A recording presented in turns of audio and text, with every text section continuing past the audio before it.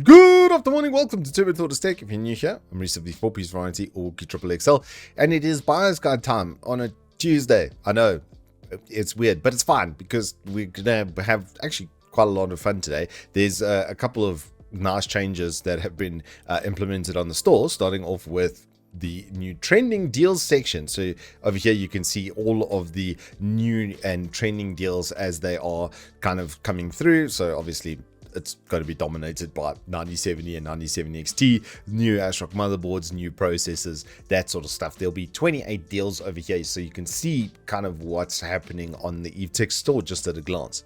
But then starting off at the top 10 at number 10, there's new Gamdias fans in stock that are incredibly good bang for buck at $499. These have considerably better airflow than their previous gen as well. They should also be a bit quieter. They do look like they've got rubberizing in all four corners. All of the good defaults that we like to see. These should last you about 2 years worth of heavy usage. I had the Xeon 280R on my PC for actually quite a long time, and then I actually took it out and donated it to a friend because I got a deal on another cooler. But that's neither here nor there. They will last, these fans, for about 2 years worth of heavy usage. Bearing in mind, I was using that PC for gaming and production work.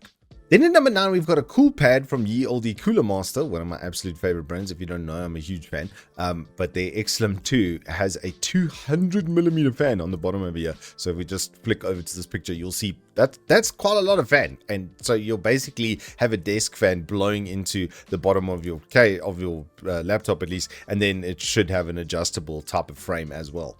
Number 8, we've got a programmable controller from Madcatz, the Madcatz 7 gamepad. As you can see, it's got 2 profiles and 2 macro settings. It's is attached via a cable, but it's got a little OLED screen on it and such. I did do a full review on this, which I'll pop out for you over here. But basically, TLDR is it's an Xbox controller that costs half.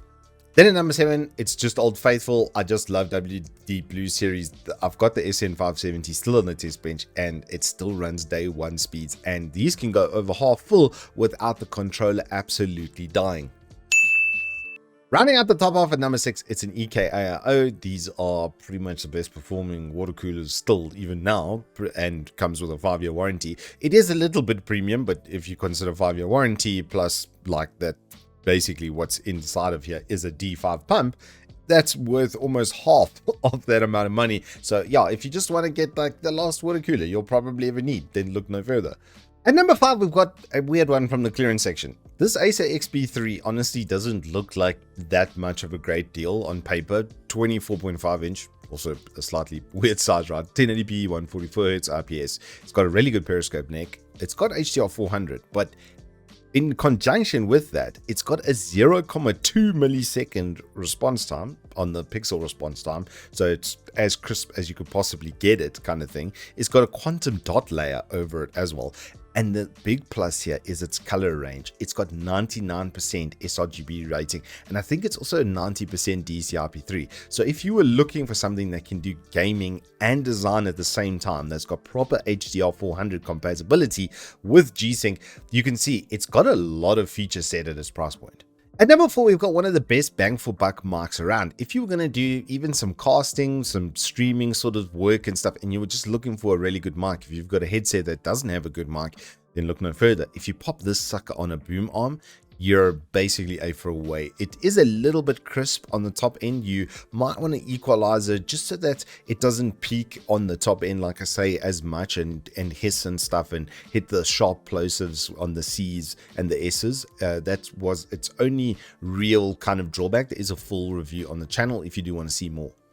Then at number 3, we've got one from the Prebuilt section. These 12400F and 4068 gigs are really well priced, I have to say, especially because they come with 32 gig RAM, so you'll be able to do streaming off of this sucker as well pretty comfortably with that. You've got a 1 TB NVMe, you've got a good 600 watt power supply, comes in a pretty decent case as well, 24-month warranty from Uncle Evetech for $14,399. It is pretty good bang for buck.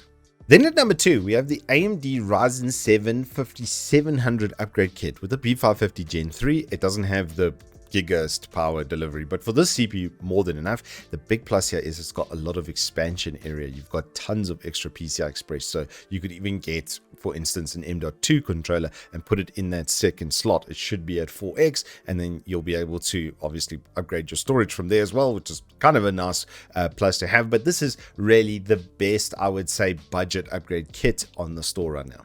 And finally, the number one slot for the week, it has to go to what I would call the best premium upgrade kit. This is a bit more, quite a lot more premium. It's got 32 gig of 7200 megahertz of the CRAS-V RGB, which is really good bang for buck. The 9700X is so good, and this cooler I've literally just built with this exact upgrade kit in a Deepcore CH560 this last weekend with a 4070 Super. It came together really nice. It's a really nice build, that and the motherboard on this just gives you so much flexibility. There's so much power delivery over here. You could put a 9950X very easily in this. It's got 4 DIMM slots. It's got dual NVMe. You've got a second slot over there at the bottom. The top one has its own cooling and heatsink on it, which is obviously a nice to have. The expansion slots and stuff around the side for things like RGB are absolutely fantastic. You can see up top over there, actually, if I just get to a picture of the motherboard itself, give me one seckie over here. You can see over here, you've even got 3 slots up top. One of them is for your AIO pump. The other one is for your normal CPU header, and then a sys fan. And then right next to that is an ARGB header and another system fan header. USB 3.1, so you can connect that at the front of your case. The motherboard's got all of the features set you're going to need for connections. And then it's got built-in Wi-Fi, so you get built-in Bluetooth along with that for connecting speakers and controllers. This is a very flexible platform. And that, my Liptions, is your bias guide for the week. If you have enjoyed this, please do hit us up with a like and subscribe. There's obviously a lot of going to basically be putting out 3 reviews in this week. We're going to be doing a little bit of gaming with you guys on the stream tomorrow. It looks like, if I remember correctly, we're doing League of Legends ARAM with chat, which is always a fun time. So I hope to see you there between 1 and 4 o'clock. Until next time, though, I hope you guys stay safe, keep well. If you've enjoyed this, hit us up with a like and subscribe, and I will see you on the flip side.